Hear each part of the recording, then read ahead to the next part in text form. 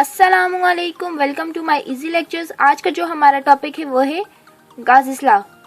आपसे रिक्वेस्ट है कि अगर अभी तक आपने मेरा चैनल सब्सक्राइब नहीं किया तो इसको सब्सक्राइब करें और नोटिफिकेशन आइकन को भी क्लिक करें ताकि मेरे आने वाली नई वीडियोस की नोटिफिकेशन आपको मिलती रहे। तो चलिए अपने लेक्चर को शुरू करते हैं।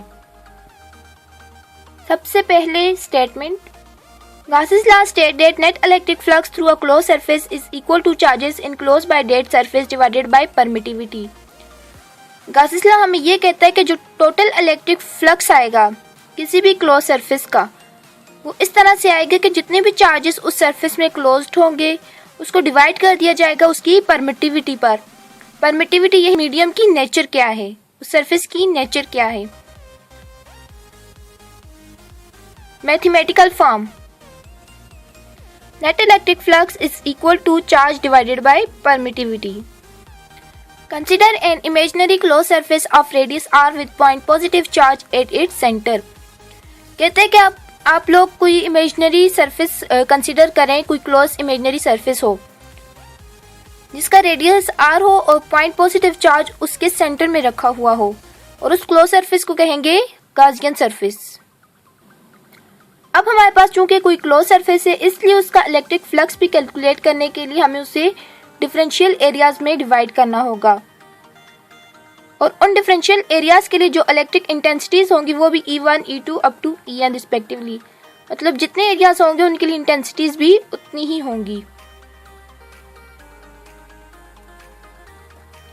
अब ये हम लोगों के पास कोई गॉसियन सरफेस है और इसके सेंटर में कोई पॉइंट चार्ज रखा गया है और उस गॉसियन सरफेस के पेचेस बना दिए, पीसेस बना दिए ताकि हम उसमें से इलेक्ट्रिक फ्लक्स कैलकुलेट कर सकें।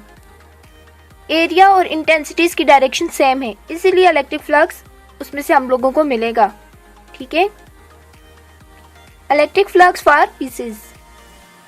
अब हम लोगों के पास डिफरेंट पीसेस थे इसलिए उनके लिए इलेक्ट्रिक फ्लक्स भी डिफरेंटली कैलकुलेट होंगे। सबसे पहले फ्लक्स 1 जो कि फर्स्ट पेज के लिए आएगा, E1 डॉट डेल ए। हम लोगों को पता है कि फ्लक्स का फार्मूला है electric flux is equal to e dot del a. तो इसी से अब आगे हम लोग इस डॉट को हटाएंगे तो E1 डेल ए को 0 आ जाएगा और E1 डेल ए 1। फिर फ्लक्स 2 भी इसी तरह से आएगा और अप टू फ्लक्स एन जितने भी नंबर ऑफ फ्लक्स होंगे उन सब जितने भी नंबर ऑफ एरियाज होंगे उनके लिए नंबर ऑफ फ्लक्स आ जाएंगे।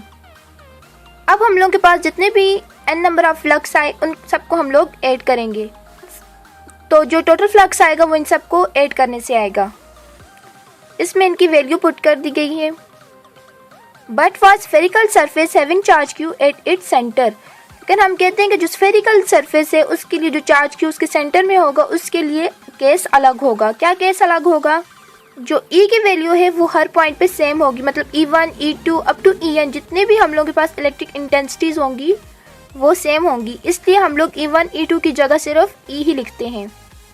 अब जो टोटल फ्लक्स आया उसमें हमने सिर्फ E ही लिखा है और A1, A2 up to An। A1 इसीलिए हम लोगों ने लिखा है क्योंकि एरिया तो डिफरेंट है लेकिन इलेक्ट्रिक इंटेंसिटीज उन एरिया में सेम है, और जो टोटल फ्लक्स आएगा वो इनके एरिया की समेशन से और इलेक्ट्रिक इंटेंसिटी से आएगा। But electric intensity due to point charge, हमें पता है कि electric intensity due to point charge क्या होती है। E is equal to 1/4 pi epsilon naught Q by r square. मैं अपने प्रीवियस वीडियोस में इलेक्ट्रिक इंटेंसिटी पर भी वीडियो बना चुकी हूँ, तो आप वहाँ से देख लें। अब जो हम लोग के पास प्रीवियस इक्वेशन आई थी फ्लक्स की उसमें हमने अब E की वैल्यू पुट कर दी गई है। अब जब उसमें हमने VE की वैल्यू पुट की है तो 1/4 pi epsilon naught Q by r square summation of A। लेकिन अब हमें ये भी पता है कि जो एरिया है वो स्फीयर के लिए क्या होता है। स्फीयर के लिए जो एरिया का फार्मूला है वो है 4 पाई आर स्क्वायर। अब इस फार्मूले को अबव इक्वेशन में पुट करेंगे। जब हमने ये वैल्यू अबव फार्मूला में पुट की तो 4 पाई से कैंसिल हो जाएगा और आर स्क्वायर से, तो रिमेनिंग जो चीज़ें होंगी हम लोग के पास वो है flux is equal to Q by epsilon naught, और यही हमारे पास मेन इक्वेशन है गॉसिस लॉ की। Thus, flux through a closed surface does not depend upon the shape of the closed surface, but depends upon the amount of charge and medium in sphere। इस बात से साफ जाहिर हो रहा है कि जो इलेक्ट्रिक फ्लक्स है वो डिपेंड नहीं करता कि किसी भी सरफेस की शेप क्या है, डिपेंड इस बात पे करता है कि उसमें चार्जेस कितने हैं या फिर मीडियम क्या है। ठीक है, मीडियम इन स्फीयर वो क्या है। Thanks for watching my video and please subscribe my channel.